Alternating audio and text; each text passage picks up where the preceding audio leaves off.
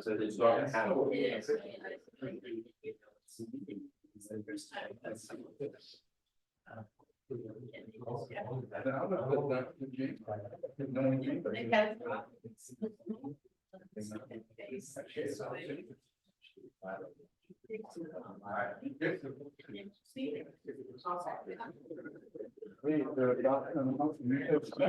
Ready, gentlemen?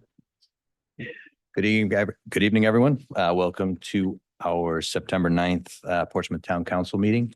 Before we begin, I just need to go over the evacuation procedures. In the event of an emergency, 2 doors on your left, another one at the front of council chambers here. We would exit the building, cross Middle Road, and meet at the school administration building and wait for further instruction. If we could now please stand for our Pledge of Allegiance and a moment of silence for our men and women serving in harm's way. Allegiance to the flag of the United States of America and to the republic which stands one nation under God, indivisible, with liberty and justice for all.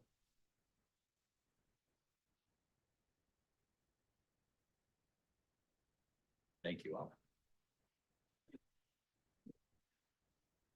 Okay, just a little more housekeeping. We are live streaming via Zoom.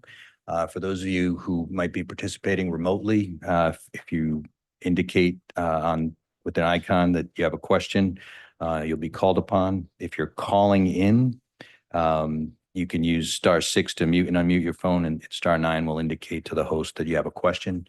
If you're participating remotely or in person tonight, please state your name and address for the town clerk. And with that, we'll begin with our roll call. Ms. Abbott? Here. Mr. Gleason? Here. Mr. Hamilton? Here. Mr. Levesque? Here. Mr. Piero? Here. Dr. Ryan? Here. Mr. Aguirre? Here. Okay. Moving on to the president's executive summary. There was no executive session before council tonight, so I have nothing to update on that front. We will move on with our consent agenda. Mr. President, I move that all the just, due, and owing bills that are presented to this council be approved and that the president be authorized to sign the listing. Second. All those in favor? Aye. Opposed? Motion passes 7-0. Mr. President, I move that the peddler's license for Mobile Food Establishment, the renewal be approved as requested. Second. All those in favor? Aye. Opposed? Motion passes 7-0. Next, we'll be sitting as the Board of License Commissioners. Move to approve the mobile food establishment for South County Barbecue LLC. Second. All those in favor? Opposed? Motion passes 7-0. Motion to adjourn as the Board of License Commissioners. Second. All those in favor? Aye. Motion passes 7-0. Next, we have minutes from our August 26th meeting, along with the executive minutes. Mr. President, I move that the minutes of the August 26, 2024 and the executive session be approved as printed. Second. All those in favor? Opposed? Motion passes 7-0. And next, we have our town administrators report. Thank you, Mr. President, Town Council, ladies and gentlemen. Our executive assistant, Barbara Ripa, retired effective June 30th, and over 300 people applied for the job opening. We completed the screening and interview process on August 30th and made a job offer to one of the candidates last week. The applicant accepted the offer and will start Monday, September 30th. The Rhode Island Energy Forestry Department is scheduled to conduct helicopter inspections of their transmission lines during the week of September 16th. The inspections will have them flying low and close to the energy transmission lines which service Aquidneck Island. The schedule is weather dependent, and Rhode Island Energy will keep us informed as the inspections draw closer. Portsmouth has been granted $7,200 by the Rhode Island Secretary of State office to be used for the security of our election systems in town. Our registrar of voters will use the funds to purchase communication radios, and a generator for Prudence Island. With respect to the town's website, our work on the redesigned website is complete and the launch is scheduled for this coming Wednesday, September 11th at 12 p.m. Good news, the Deputy Chief of Police, Major Michael Morse, has been accepted into the FBI National Academy. The FBI National Academy is one of the most prestigious training events in law enforcement and is designed to support, promote, and enhance the personal and professional development of law enforcement officers worldwide. The National Academy is a 10-week course held at the FBI Academy in Quantico, Virginia, and Major Morse will attend this course from September 29th through December 5th. Still in the vein of police news, the police department will host its 10th annual awards ceremony on Wednesday, September 25th at 6 p.m. At the Glen Manor House. You should have all received a save the date invite by email, and an electronic invitation will be sent as the date draws closer. And then with respect to Old Mill Lane, Rhode Island Energy and its contractors will soon locate LNG equipment, liquefied natural gas equipment, at the Old Mill Lane facility to provide gas supply in support of the Enbridge Algonquin gas line project. The setup will be just like previous LNG mobilizations for pipeline maintenance and winter operations at the site. But with respect to the, due to the timing of the pipeline replacement project, once the construction and inspections are complete, the equipment will just remain on the site for the upcoming winter season, and the abutters have been notified or will be notified this week. Mr. President, that concludes my report. Thank you, Mr. Rayner. Okay, moving on to resignations and appointments. First item, planning board. Mr. President, I move that we approve the appointment of.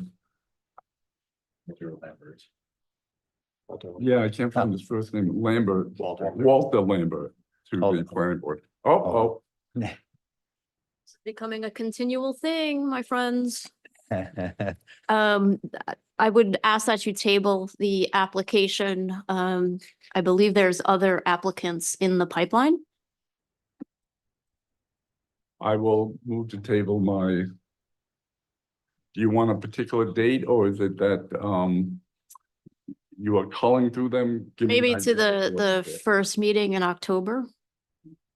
I move that this matter be tabled to the first meeting in October. Second. Thanks. Okay. All those in favor? Opposed? Motion passes 7-0.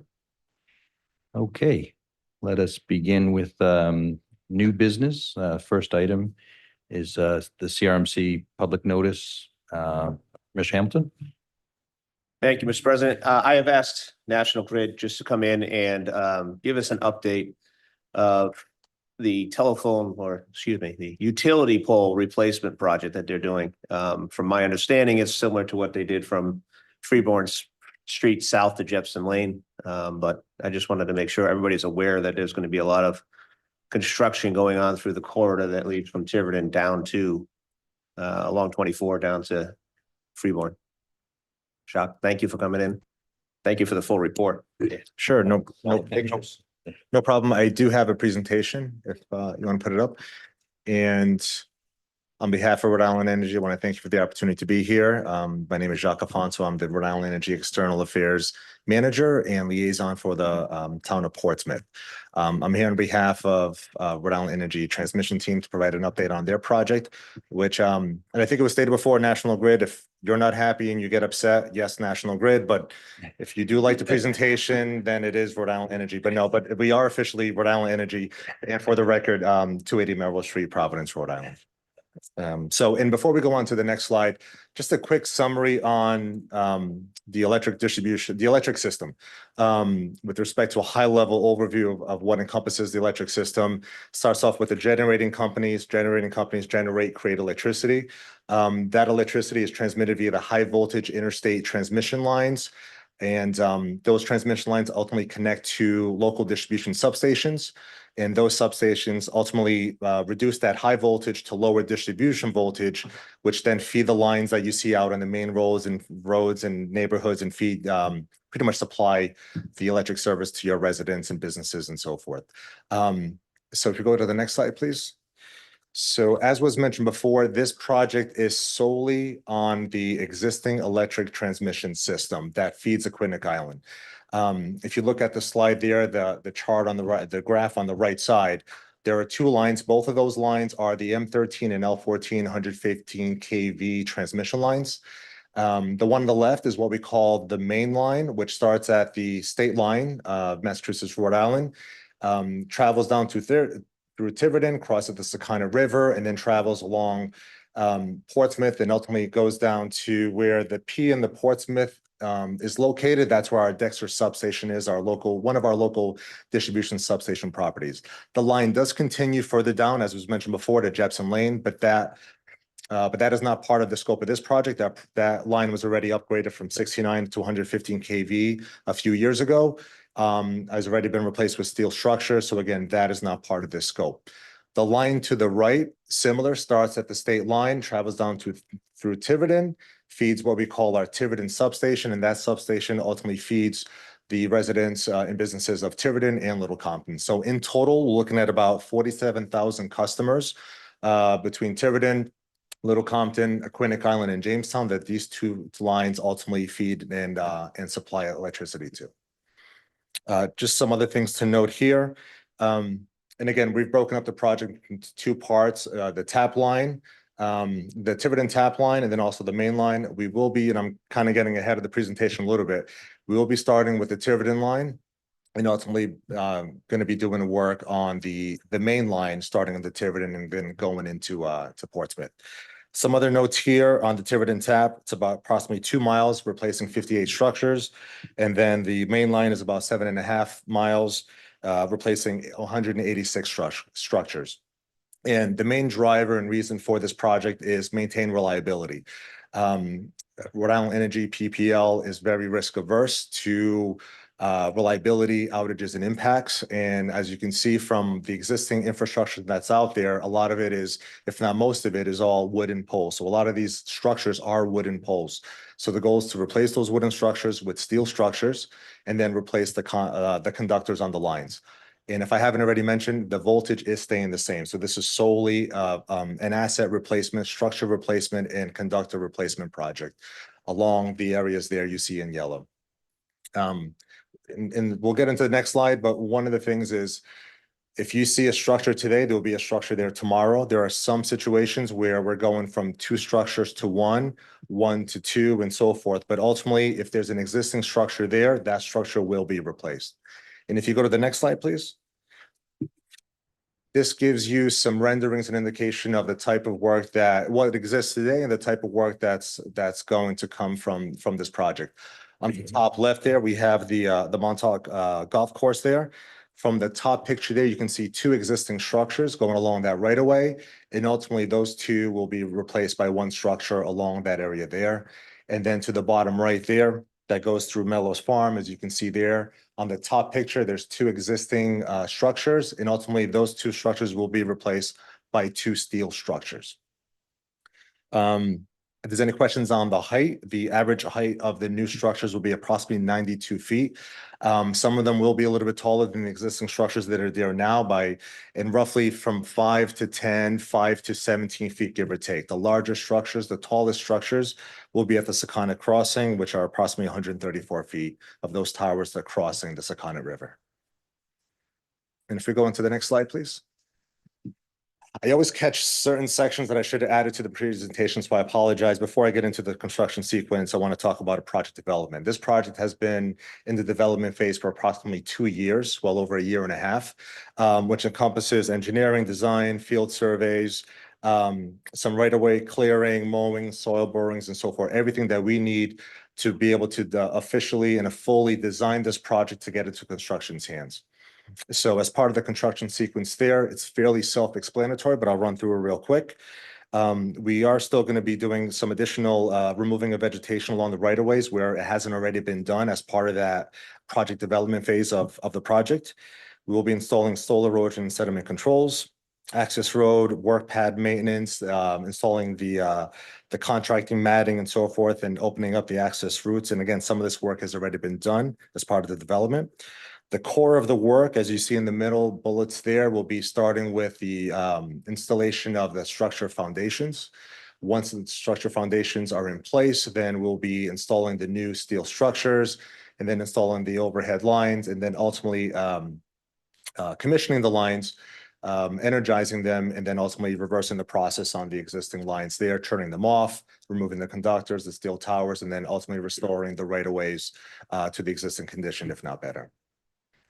Doc, one quick question. Yes, sir. During any of this process, will there be downtime where folks will not have power? No, sir. Okay. No, sir. We will take one of the lines. There is outages on the lines as we're working on one will be out. But again, local residents should not see any outages as related to this work. So if we go to the next slide on project impact and sequence, I'm sorry, project impact and schedule. Again, I've already touched upon removal of vegetation within the existing right of way. There will be associated construction noise, temporary localized dust, traffic impacts, though we think will be temporary. And again, all the work is within the existing right of way, there may be some traffic impacts. But no long-term impacts to the residents and the businesses of Aquinic Island and Portsmouth for this project. Again, the final product, if there's an existing line and structure there, there will be one there tomorrow, so there's going to be no surprise. And we've already done a lot of abutter outreach, again, as part of their project development. And we will continue to do so as questions and issues arise from this project. And one of the things I wanted to mention here too is just the overall schedule of the project. We are looking to start that Tiverton tap solely in the town of Tiverton later this fall, and later by this fall being the month of September. So later this month, we want to start that project. That'll last into the spring of next year. And then if things go well with all the permitting, CRMC and so forth, we're looking to start the mainline portion of the project, and I believe in Tiverton later on the end of this year, December at some point, which will go into 2026. And if we go on to the next slide, impact mitigation.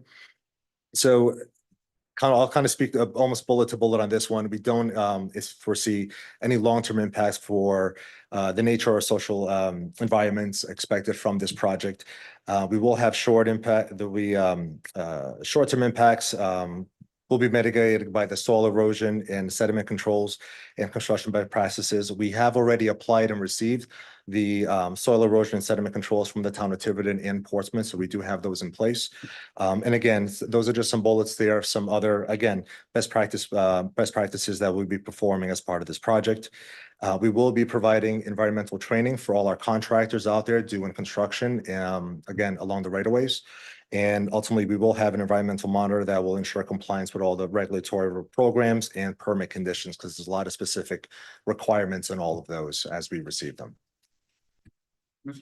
President, so you indicated, sir, that one of the objects of this is to remove the wooden structures and replace it with more modern metal structures. Steel structure, sir. Steel Yes. structure. Yes. Are there other reasons? I mean, it seems like everything is the same, including the amount of wattage. So is there another reason why you're doing all of this construction? There is another reason, and I hate to say it or use it because I don't think age is a complete and full indication of condition. I'm getting a little older, so I don't like when people use age I'm as a 70, you condition. can't shock me. Okay, I'm getting there though. But also age. A lot of this infrastructure and the cables have been in place since 1960s. So again, exposed to the elements, the number of customers that are connected to these, this is something that, again, structure-wise and cable-wise, we want to replace. Well, that's the other thing I was I don't imagine we'd want to deal with the expense of redundancy, but we do get hit every once in a while by a cane, and I'm kind of wondering what this does or does not do to help us prepare for that eventuality. A few years ago, we had an island-wide outage, and what happened was one of the wooden poles snapped and fell onto the other transmission line. So it took out both lines. So the whole island was out. It was out until we were able to remove the broken pole from the existing one, and then we were able to turn that one back on. And then ultimately we made the long-term repairs to the other transmission line. So again, it has happened before. And again, knock on wood, it hasn't happened since, but again, that's what we're trying to avoid by replacing the wooden with the steel structures. Thank you. No problem. Yes. Thanks for this presentation and please entertain my probably stupid question. Yes, sir. So I'm just thinking about, I know you're just talking about right away access routes and everything. These structures are gonna be larger, they're gonna take up a lot of space on roads when they're coming into town. So my question is it gonna be modularly built where they're built on site, or are they going to be brought in whole and then put into place? Great question. And actually, that was one of my talking points, and I kind of just went through because my mouth's drying up a little bit.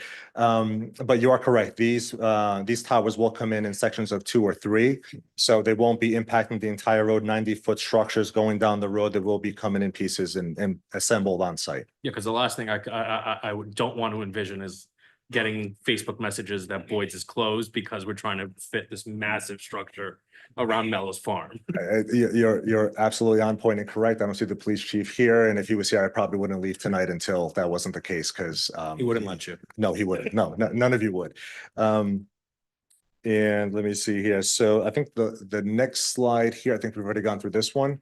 Next slide here is after, community outreach. So again, community outreach started when we were developing the project with respect to notifying the abutters along the right of way that we were going to be surveying the property, doing some of the mowing and tree trimming and the soil borings and so forth, and also the access points, because some of these access points are via our right of ways, some of them are via abutters properties. And again, we coordinate all that via our stakeholder management department. So they've been in contact with the abutters impacted by this project.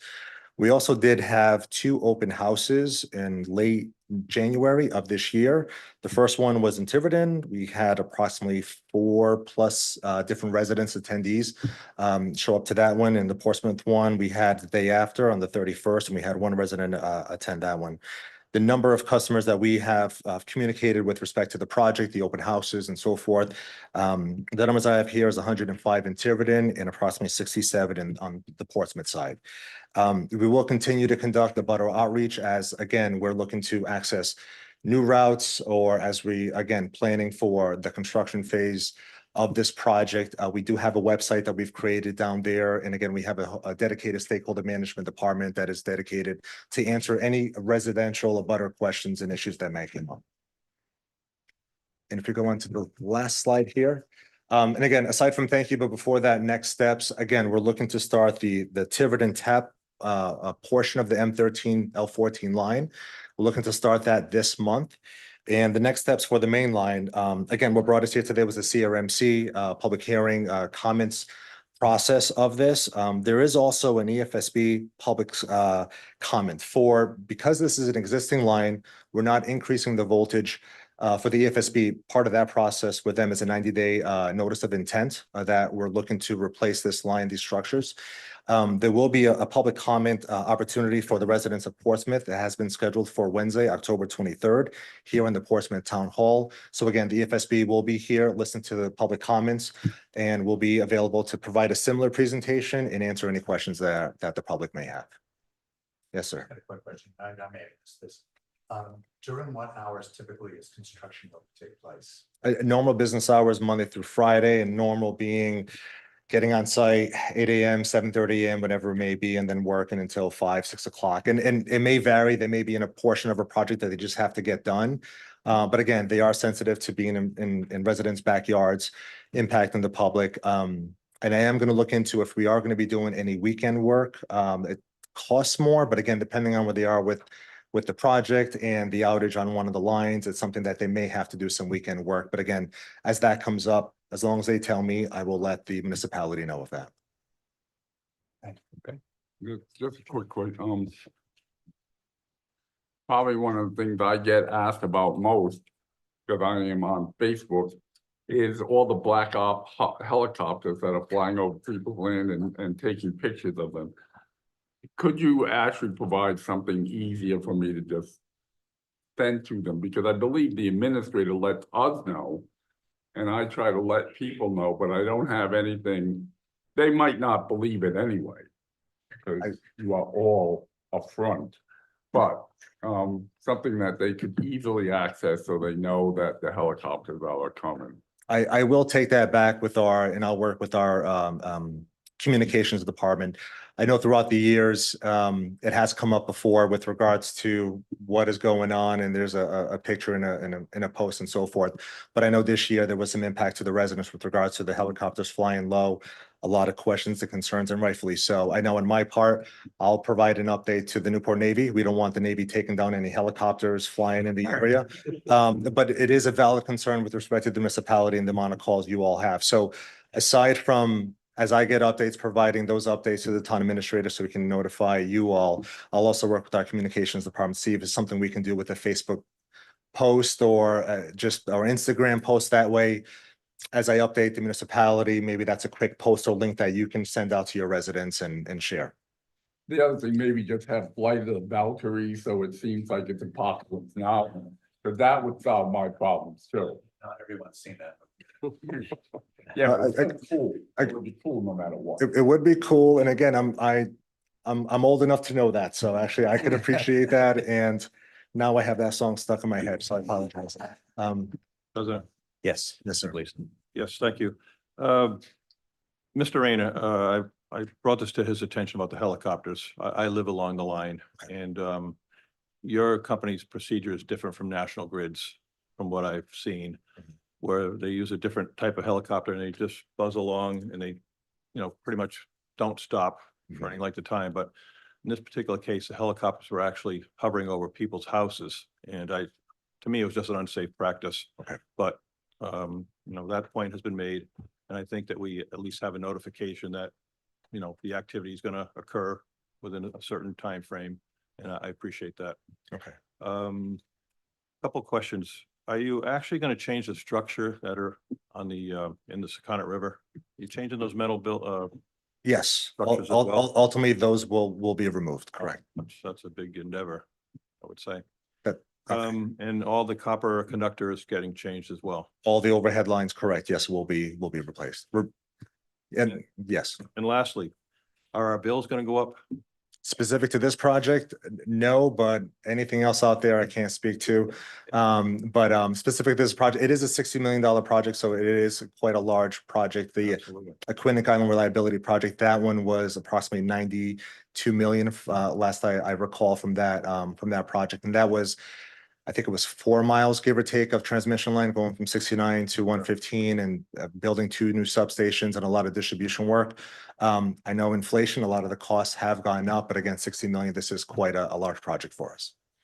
Thank you for your company for taking on this. I don't think National Grid would have done this personally. I think their attitude is different than Pennsylvania Power and Light and Rhode Island Energy. So appreciate you upgrading the equipment. Thank you for that comment. I will definitely pass that on. And again, they don't like to By see. the way, I was the only one that attended the meeting here in Portsmouth on that cold night in January.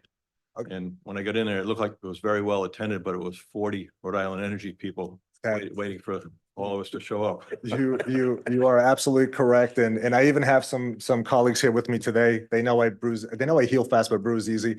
But still, it's one of those things. Yeah, we ride in large numbers. So I thank you for that. Welcome. Yeah, I just wanted to make the point.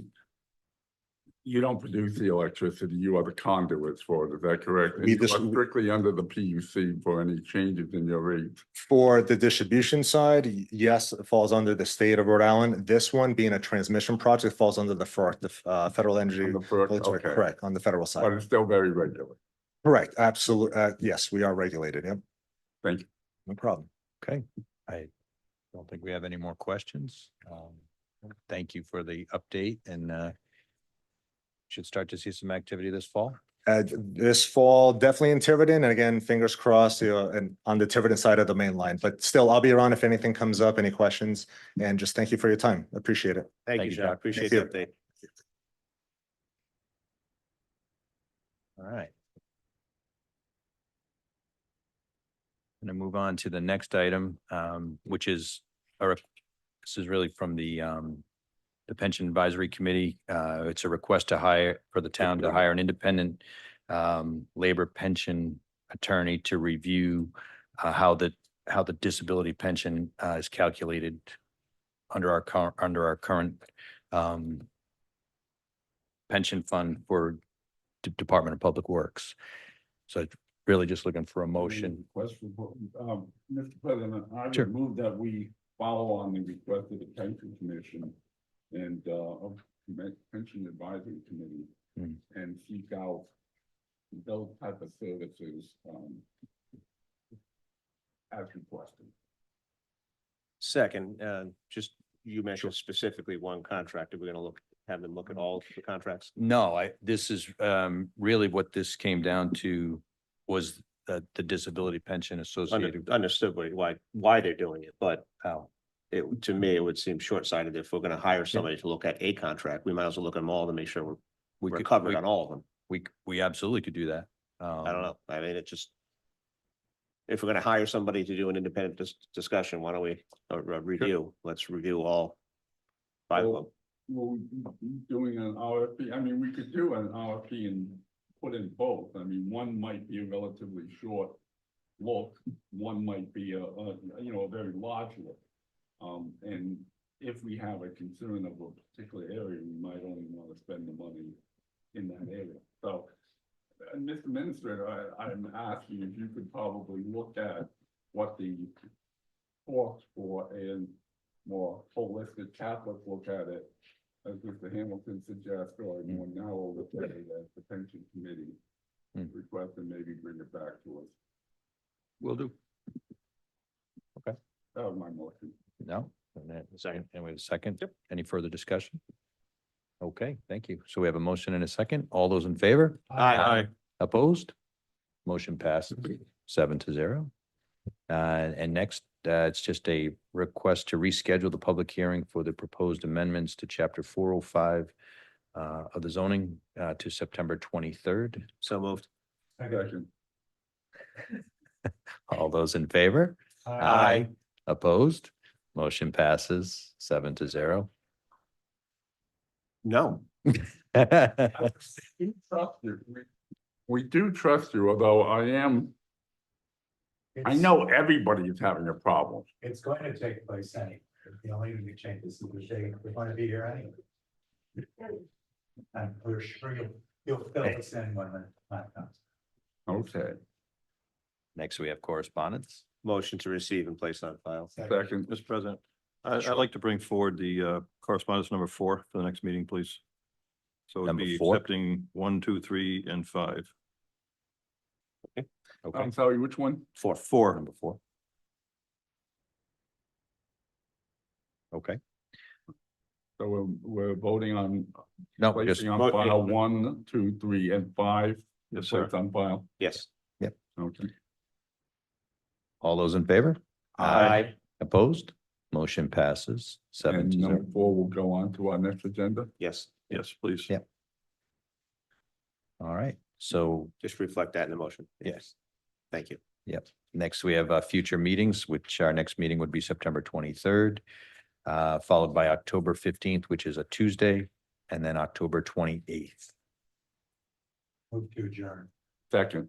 All those in favor? Aye. Opposed? Motion passes 7-0. We'll see everyone.